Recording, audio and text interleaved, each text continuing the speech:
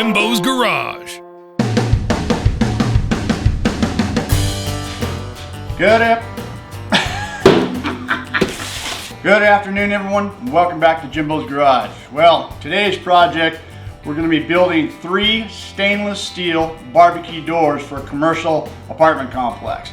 Now, what we have here is existing barbecues with granite tops, granite faces, and the door frames below have rotted away, and they've asked me to build new stainless steel frames with a stainless steel pan that'll accept some granite that'll match everything on the outside. And the tolerances, they want them as minimal as possible for the lines around the door so they don't see no really big wide gaps. So that's the goal. I am making 3 of them. I am going to film one since they're all exactly the same, but I will show you all 3 at the end of the project. So let's get started. All right, so we're getting started. What we're using for this project here is some 2-inch by 3/16 stainless steel angle iron. Now, this is a project that I'm kind of building as I go, like I always do, trying to figure things out. And I have to make a lot of cuts. I do have 3 of these things to make. And my only source of cutting right here is the Dewalt Portaband. And I got to say, this thing worked pretty good considering this is stainless steel. A lot tougher than mild steel or carbon steel, that's for sure. But the little Dewalt Portaband turned out pretty good. Now, I'm using a notched method here for the corners rather than a 45 miter cut, I guess, if you will. I just thought that would be a lot easier to cut and shape rather than trying to get it to 45 on a miter.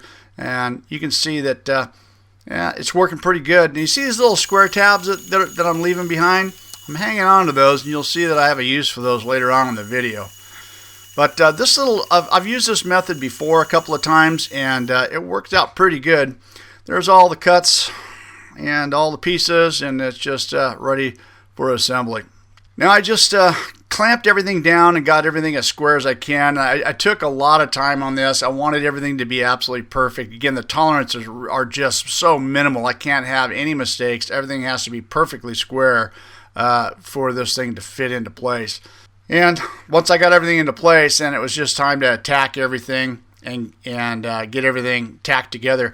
Now, one thing I did learn with stainless steel that versus mild steel, if I tacked this together with mild steel, and let's just say it warped a little bit, and I took it off the clamps, you could bang it around a little bit, and you can. There's a little bit of flexibility, and you can square things up. With stainless, no chance. Once this thing was like this, it wasn't moving at all. So once I got everything all square, it was time to just weld everything out. And you might see that. You see that little? I'm using a little number 8 Furic clear glass cup right here, and I got that from Jody at weldingtipsandtricks.com. You can see I'm also using this TIG finger. That worked out really good. Sometimes it just gets so hot you just can't stand to do anything without that. It works really well. But that clear cup came in really handy later on in the project when I was welding to the inside of the angle iron, and I couldn't really see what I was doing, and the only way to see the end of the tungsten and my filler rod and the puddle was to look through the glass on an angle, and that was really cool. That came in handy for that. So I'm trying to show you guys a lot of welds right here. You know, I don't have that ability, at least I don't know how to do it just yet, where you darken it up and you can see the welds. So I'm trying to do the best I can to keep the camera behind some of the welds so you don't get too much flash. But this is what I was talking about, welding some of the stuff on the inside where I had to look through the glass in order to see what was going on. Pretty cool. Those little clear glass cups work pretty good. You know, just stainless, working with stainless is amazing. This stuff right here is a lot different than mild steel. Everything is so fluid and clean and welds together nicely. And, it was a lot of fun to work with. Here I am just grinding down the edges. Again, there's zero tolerance. I can't have any edges. Everything has to be absolutely perfect. It's got to fit right inside the hole that they're giving me. I'm just using stainless steel piano hinge right here. Now this pan you see there, I had fabricated with my metal supply store. That's something I don't have the ability to do here in my shop. So I had 3 of those pans fabricated, and this is where I'm welding the hinges onto that, and then the pan will go inside the frame itself. You'll see that here in just a minute. And just fusing everything together. Again, stainless, man, this stuff is something else. Now, I don't know if it's because I'm also using 50% helium and 50% argon mix. That is something that I've recently gone to, and it definitely welds a lot smoother and a lot cleaner, a lot hotter and a lot faster as well. But it's a lot of fun to work with. I don't know if that has a lot to do with it, or stainless steel itself is just easy to work with. There's some of the fusion welds right there. You know, they got that color on there, and I don't know if that's good or bad, but I think it looks pretty cool. Once I knew the door was working properly and everything was in good shape, I went around to the inside and just finished, putting some tack welds in there about 1 inch long, a couple 2 or 3 inches apart on each side, and that worked out really good. Now, this is some expanded metal that I'm going to be putting on the inside of the pan. The granite guy wanted something that he could put his mortar to or mud to before he stuck his granite on the inside, and I suggested, how about some expanded metal? The inside, I'll just tack it in place, and so this is, again, my idea. As far as I know, everything worked out perfectly. There was no complaints, and this worked out really good. Just tacked everything in place, and it wasn't going anywhere. You know, it's hot here in Southern California, so wearing those sleeves instead of a jacket is pretty cool. I like those things. They work really nice.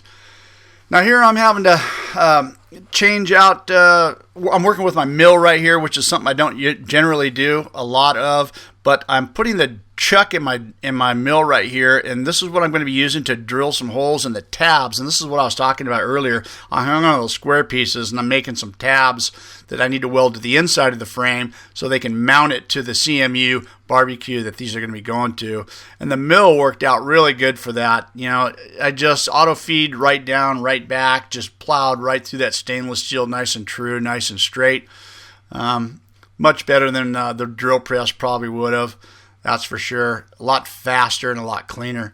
So I'm glad I got that mill. Worked out pretty good for that. Just took it over the vise, and I got a little countersink bit right here that I'm just a couple of little quick turns with it, and it knocks the edges off and makes it nice and clean. I didn't want to have any burrs on there. And then here you see me just welding the tabs on.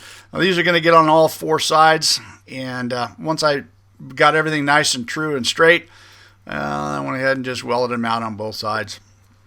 Yeah, there's some of the welds, maybe not the best, but I think the color is pretty cool. Now I understand maybe color isn't really the optimal thing, but I gotta say, it looks cool anyway. You see most of this with stainless steel, I believe. I don't get too much of that on mild steel. So the only thing here left is to put the closing mechanism on here. Again, something that I had to come up with. They just said, make it happen, make it work. So the only I could think of is some like pop cylinders, some push cylinders where you push the door, it closes, and you push it again and it pops open. And so that's what I elected to use. So again, a little leftover piece of angle iron, and got that welded on there. And here's what I'm talking about. This is what we found to work. I was hoping it works pretty good. So some little push magnets right there. They're pretty strong, so hopefully that's going to work out pretty good. Now that's just a piece of mild steel that I had some scrap left over, and that's what I'm going to be using to weld to the pan, since the stainless steel is not magnetic. I needed to have a piece of mild steel there, something that the magnets are going to stick to. Once I get everything all marked out, just drilled the holes and mounted the hardware there. Now this is kind of a one-time deal. I'm really hoping that, when I put this on, everything works together, it works the way it's supposed to. There's not a lot of room. You can see right here on this one, the hole got off a little bit, but, nevertheless, I drilled it in there and it never moved. It stayed right where it's supposed to stay, and everything is nice and strong. And then here's that little mild steel tab. I had marked it previously, so I just laid it right where it needed to be and just tacked it in place. It doesn't need too much. Well, there it is. The door is complete, as well as the other two. All 3 doors are exactly the same, and you can see that the tolerances are all within a 1/16 of an inch all the way around. They're all fit really nice and smooth and tight. There's no flexing in the door at all, which I was a little concerned about. And most importantly, I got a little feedback from the installer who said that everything fit absolutely perfect and everything worked out really good. Well, I was really excited to hear that good news. Anyways, I hope you guys enjoyed this video. Thanks for watching. Don't forget to rate, comment, and subscribe for more videos. See you next time on Jimbos Garage.